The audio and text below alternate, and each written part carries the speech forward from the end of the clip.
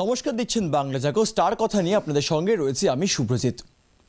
আজকে আমার সঙ্গে যে মানুষটি রয়েছেন তার লেখনীর যে ধারাবাহিকতা তিনি বজায় রেখেছেন, যেই কারণেই আজকে প্রত্যেকটা বাংলা টেলিভিশন স্টেশন বা বিভিন্ন চ্যানেল খুললেই মা, কাকিমা, জেঠিমা প্রত্যেকে ওই সন্ধ্যে 6টা থেকে একদম রাত 10টা অবধি বসে থাকে। বুঝতেই পারছেন কার কথা বলছি। আমাদের সঙ্গে আজ রয়েছেন লীনা গঙ্গোপাধ্যায়। লীনাদি, প্রথমেই স্বাগত বাংলা জাগতে। কেমন আছেন আগে বলুন? ধন্যবাদ তোমাকে, বাংলা জাগর সমস্ত দর্শককে আমার শুভেচ্ছা, অভিনন্দন। আছি, ভালো মন্দে আছি। আচ্ছা, লীনা গঙ্গোপাধ্যায়ের কেরিয়ার অনেক দিনের, কিন্তু যারা টেলিভিশনের ওই পারে বসে আছেন তারা জানতে চায় যে যা সর্বক্ষণ টিভিতে খুললেই আমরা এত সুন্দর সুন্দর সিরিয়াল দেখতে পাই, কিন্তু লীনা গাঙ্গুলির এই কেরিয়ার ঠিক কীভাবে শুরু হয়েছিল? কলেজে পড়াতাম, একদিন এরকমই একটা প্রস্তাব এলো কোনো একটা প্রোডাকশন হাউস থেকে, কয়েকদিনের জন্য তাদের একটি কাজ করে দিতে হবে। তো আমারও সেখানে স্বার্থ ছিল। আমরা তখন দু বাংলা মিলে একটা উৎসব করতাম এবং প্রচুর টাকা পয়সা লাগতো। মানে একটা ফেস্টিভ্যাল অর্গানাইজ করতে গেলে তো পয়সা লাগে, বিজ্ঞাপন লাগে। তো আমরা ভেবেছিলাম ওরা অনেক বড় হাউস, আমাদের বোধহয় বিজ্ঞাপন দেবে, আমি যদি রাজি হই। বিজ্ঞাপনটা পাইনি, কিন্তু কাজটা করে দিয়েছিলাম। কিন্তু ওই 1 মাস করতে গিয়ে আমি আর বেরোতে পারিনি। এটা হচ্ছে সেই ধারাবাহিকের কথা বলছি যার নাম সোনার হরিণ, এবং যেটা আমি 5.5 বছর লিখেছিলাম। ওখান থেকে শুরু। মোটামুটি ইউটিউব বা ফেসবুক বা হোয়াটসঅ্যাপ স্ট্যাটাসেও রাহুল রূপমার জুটি কিন্তু খুব পপুলার হয়েছিল। শুধুমাত্র রাহুল রূপমা বলি নয়, যে ইষ্টি কুটুম সেখানে বাহা, এবং বাহার অনেক শাড়ির ধরন আছে এবং বিভিন্ন মার্কেটে কিন্তু এই শাড়িও খুব বিখ্যাত হয়েছিল। সেখান থেকে দাঁড়িয়ে কখনো মনে হয়েছিল যে এক একটা ক্যারেক্টার বাংলার ঘরের এক একটা কাহিনী হয়ে উঠবে? না, কিছু মনে করে তো লিখিনি কখনো, লেখার পর হয়ে গেছে। এবং আমার নিজের যেটা মনে হয় যে এটা একটা কম্পোজিট আর্ট, একা কিছু হয় না। তো নিশ্চয়ই আমার সহযোগী যিনি আছেন, তখনও যিনি ছিলেন একই লোক, শৈবাল ব্যানার্জি আছেন, আমাদের পুরো টিম আছে যারা ধরুন 27-28 বছর ধরে আমাদের সঙ্গে একসঙ্গে কাজ করছেন, মানে আমি আসার আগেও। তো সকলের মিলিত প্রচেষ্টা এবং চ্যানেলের সাপোর্ট আমি ডেফিনেটলি বলবো, কারণ ওরা আমাদের করতে দিয়েছেন কাজগুলো। সেখান থেকে একটা কনফিডেন্সেরও বুস্ট আপ হয়, সবটা মিলে কাজটা হয়েছে। এখানে কারোরই একক কৃতিত্ব নেই। কিন্তু একক কৃতিত্ব না থাকলেও একটা জায়গায় খুব যদি ভুল না হই আমরা, ট্রোল কিন্তু ফেস করতে হয়েছে, কারণ জনপ্রিয় একটি সিরিয়াল শ্রীময়ী।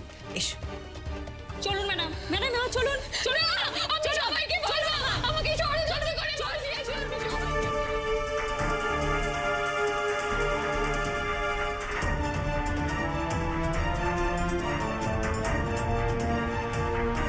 সেখানকার অন্যতম একটা মানে অ্যান্টাগনিস্টিক ক্যারেক্টার জুন আন্টি, এবং তার জন্য নাকি শুনেছি অনেক ট্রোল ফেস করতে হয়েছে, সোশ্যাল মিডিয়াতে অনেক মিম হয়েছে। সত্যি কি তাই?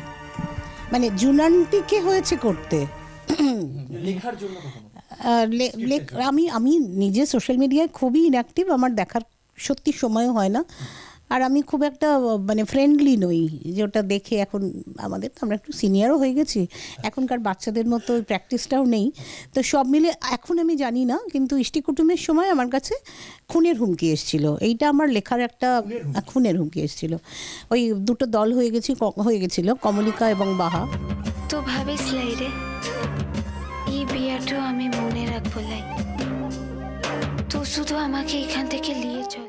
মন বলে আর একটা চরিত্র ছিল যার ভালো নাম কমলিকা। তো একটা দল ছিল কমলিকাপন্থী, একটা দল ছিল বাহাপন্থী। আমি যখনই বাহাকে ফেভার করতাম, মানে গল্প যখন করতো, আমি করার কেউ না, তখন তারা প্রচণ্ড রেগে যেত। আর যখন কমলিকার হয়ে কথা বলতাম, লেখক কথা বলতেন, তখন বাহাপন্থীরা খুব রেগে যেত। এইরকম একটা সাংঘাতিক সময় একদিন ফোন আসে, এবং একজন মহিলা ফোন করেছিলেন, জয়তী বা জয়িতা এরকম নাম, তার নামটাও মনে আছে, নিজের পরিচয় দিয়েই বলেছিলেন। তিনি তো আমাকে বলেছিলেন পরিষ্কার যে আমার হাতে সুযোগ থাকলে আপনাকে খুন করে ফেলতাম। হ্যাঁ, তো সেটা তখন অনেক দিন আগে। তখন আমাদেরও তো এই কেরিয়ারের একটা শুরুরই দিক, কারণ ইষ্টি কুটুমের আগে আমি খুব বেশি কাজ করিনি। তো সেইটা একটা মানে ভীষণ ডিস্টার্বড হয়ে গিয়েছিলাম। পরে খুব মজা লেগেছে, এখন ভাবলে মনে হয় ওটা আমার উপহার ছিল, আমার লেখার উপহার। কিন্তু এত ব্যস্ততার মধ্যেও লীনাদি রাজ্য মহিলা কমিশনের চেয়ারপারসনের পদ সামলানো, সেখান থেকে দাঁড়িয়ে প্রত্যেকটা নারীর ঘরে ঘরে পৌঁছে যাওয়া, তাদের জীবনের কথা শোনা এবং তাদের যে সমস্ত সমস্যা তাদেরকে সেই জায়গা থেকে বার করে আনা কখনো কতটা চ্যালেঞ্জিং মনে হয় এত কিছুর মধ্যেও? না, এখানে আমাকে একটা কথা বলতেই হবে, আমি টেলিভিশনের কাজ করি বলে অনেক মেয়েদের কথা বলার চেষ্টা করেছি এতদিন।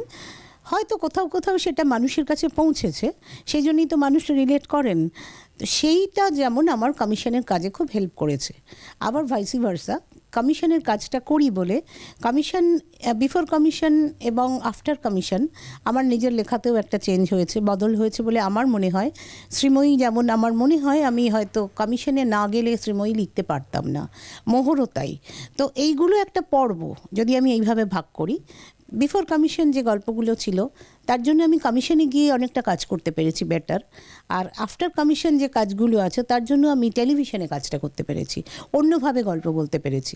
তা দুটোর বিষয়ই দুটোর কাছে ঋণী আমি। কিন্তু ঋণী হওয়া সত্ত্বেও একটা ব্যাপার থেকে যায় যে এত কাজের চাপ, এত টাইট শিডিউল থাকে, সেখান থেকে দাঁড়িয়ে কখনো বাড়িতে বসে কি সিরিয়াল দেখার সময় হয়েছে কখনো? না, সিরিয়াল আমি বহু বছর দেখি না, এটা ঘটনা নিজের এবং অন্যের কারোরই দেখা হয় না, হয়তো দেখা উচিত। সারাদিন অবসরটা অন্যভাবে কাটাই, কারণ সারাক্ষণ এর মধ্যে থাকি তো। তারপরে আমার নিজের অবসরের অনেক উপাদান আছে আর কি, তাহলে সেইগুলো আমি আর কোনো দিন এনজয় করতে পারবো না। জীবনের স্প্যানটা তো খুব ছোট, তো আমাকে একটু সিলেক্টিভ হতেই হয়।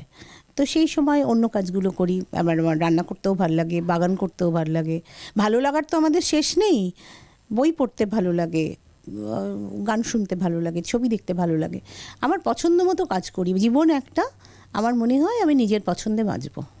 কিন্তু একটা আজকে জেট ফার্স্ট যুগে আমরা দাঁড়িয়ে রয়েছি, কোথাও গিয়ে মনে হচ্ছে যে ওটিটি বাংলা টেলিভিশনের এত সিরিয়ালের জায়গা খেয়ে নিচ্ছে, মানে মানুষজন একটু বেশি ওটিটির দিকে ঝুঁকে পড়ছে। এখন হয়তো সিরিয়ালের সেই চাহিদা দেখা যায় না। কখনো ফেস করতে হয়েছে এরকম বা কোনো মন্তব্য যে হয়তো আজকে আমি সিনেমাতে একটু বেশি কাজ করতে পারি চাইলে সিরিয়ালে লেখার থেকে, কখনো মনে হচ্ছে? প্রথম প্রশ্নের উত্তর হচ্ছে ওটিটির দর্শক আলাদা, টেলিভিশনের দর্শক আলাদা। আজ অবধি আমার এতদিনের অভিজ্ঞতা বলে এই ব্যবধানটা থাকবে। কিছু লোক চিরকালই টেলিভিশন দেখবেন, কিছু ছেলে মেয়ে, কিছু লোক ওটিটি দেখবেন। হ্যাঁ, অনেক মাধ্যম তো আছে, যেমন সিনেমা, যাত্রা। আমরা তো কারুর সঙ্গে কারুকে গোলাই না, কেউ কারুর কম্পিটিটর নয়, এতগুলো সহাবস্থান আছে। অতএব ওটিটির দর্শকও যেমন থাকবেন, টেলিভিশনের দর্শকও থাকবেন।